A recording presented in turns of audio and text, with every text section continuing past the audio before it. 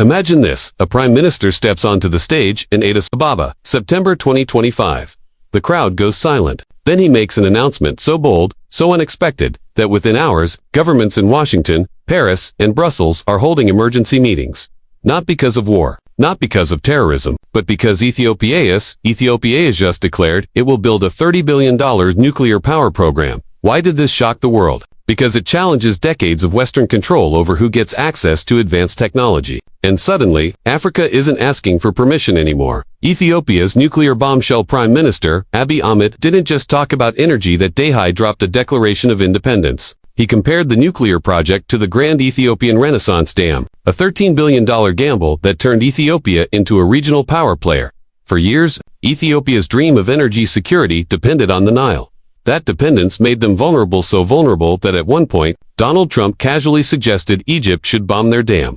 That moment hit home. Depending on rivers and rain makes you a target. Nuclear power, it doesn't dry up in a drought. It can't be bombed into silence by a neighbor. It runs 24/7, immune to political blackmail. By the early 2030s, Ethiopia plans to have two 1,200 megawatt nuclear reactors running. But the true meaning of this announcement is bigger than electricity. It's a challenge to Western gatekeepers, a message that Africa can claim the technologies once reserved for the so-called developed world. But wait, why exactly does the West care so much about Ethiopia building nuclear plants, when dozens of other countries already use them? To answer that, we need to travel west. To Niger, the uranium story they don't want told for half a century. France mined Niger's uranium. French cities glowed with light powered by African minerals. And yet 90% of Nigerians lived without electricity. France extracted more than 200,000 tons of uranium, enough to fuel Europe for decades. How many nuclear plants did Niger get? 0. Then in 2024, Russia stepped in. They offered something France never had, to build nuclear plants in Niger itself, and to transfer technology so Nigerians could finally power their own homes with their own resources. That one offer told the whole story. Africa had been locked out of advanced technology for decades, forced into the role of supplier, while others reaped the benefits. Now, suddenly, new doors are opening.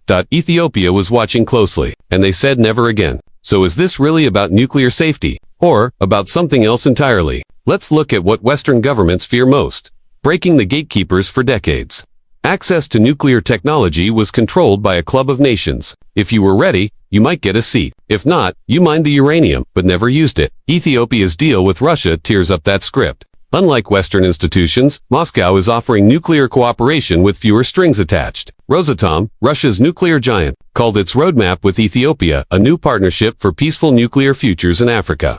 Western officials quickly raised concerns about safety, about governance, about oversight. But many African observers hear something familiar. The same patronizing doubts once voiced when African nations demanded independence in the 20th century. And here's the bigger picture. Ethiopia isn't alone. 10 other African nations are now in nuclear talks: Nigeria, Kenya, Ghana, and more. This is no longer one country's gamble. It's a continental awakening. But if Ethiopia succeeds, the ripple effects won't just change Africa. They could redraw the global energy map.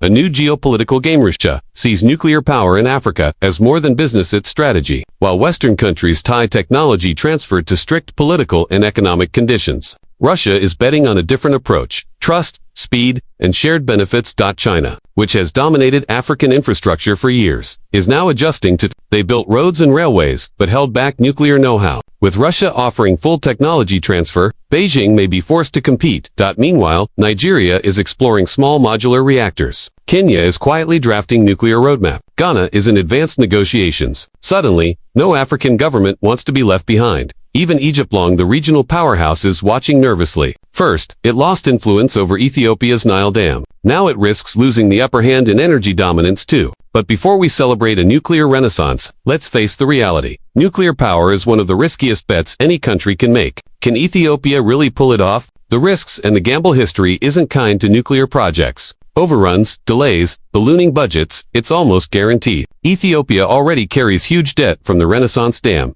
Add nuclear costs, and one misstep could sink the economy for decades. Then there's safety. Nuclear power requires highly trained engineers, bulletproof security, and strict regulatory oversight. Ethiopia is building all of this from scratch. And the Horn of Africa is no stranger to instability. Conflicts in Sudan, Somalia, even within Ethiopia itself. Nuclear plants in such a region raise tough questions about long-term security.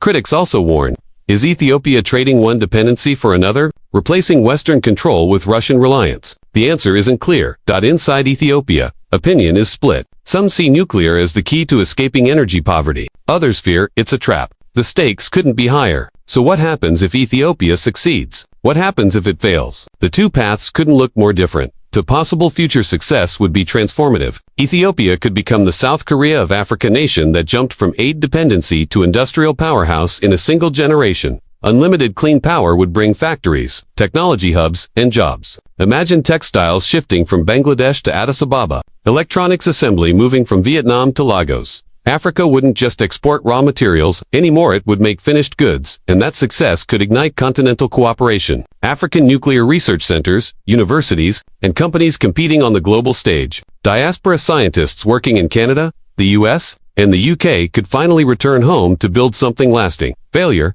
on the other hand, would be devastating. Crippling debt, abandoned plants, a global chorus saying, "See, Africa wasn't ready." Western gatekeepers would reclaim the upper hand, locking the continent back into dependency for another generation. But here's the twist. Ethiopia isn't backing down, no matter the risks. And that's what scares the old powers most. The global pushback-already pressure campaigns are forming. Donor agencies discuss attaching conditions to aid. International banks, under Western influence, hesitate to finance nuclear projects. It's a pattern Africa knows all too well. Remember the oil industry, when banks were told not to fund African exploration. Only the big foreign companies had the capital to step in. Countries got pennies on the dollar for their own resources. Nuclear could face the same trap, but Ethiopia insists it will find another way. They funded their giant dam largely on their own, and they say they'll do the same with nuclear if needed. Russia and China are waiting with open checkbooks. And here's something the West often forgets. Many Western scientists and citizens actually support Africa's nuclear ambitions. The resistance doesn't come from ordinary people. It comes from governments and institutions trying to maintain control. The bigger picture, Ethiopia's nuclear leap is about more than power plants.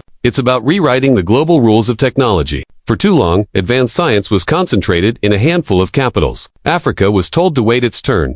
Now, that script is being torn up. Whether this leads to genuine sovereignty or new forms of dependency depends on execution.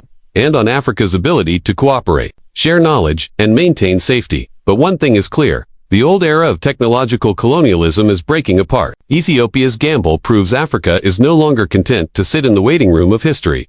Conclusion and call to actions. So here's the question. Is Ethiopia's $30 billion nuclear gamble the dawn of African technological independence, or just another dependency in disguise? If it succeeds, the continent could enter a new industrial age. If it fails, the fallout will echo for decades. What do you think? Is this bold step the future Africa deserves, or a dangerous gamble with too high a price? Share your thoughts below, especially if you're watching from Africa or the diaspora. These are the debates that will shape the next century. Don't forget to like, share, and subscribe for more deep dives into the forces shaping Africa's future.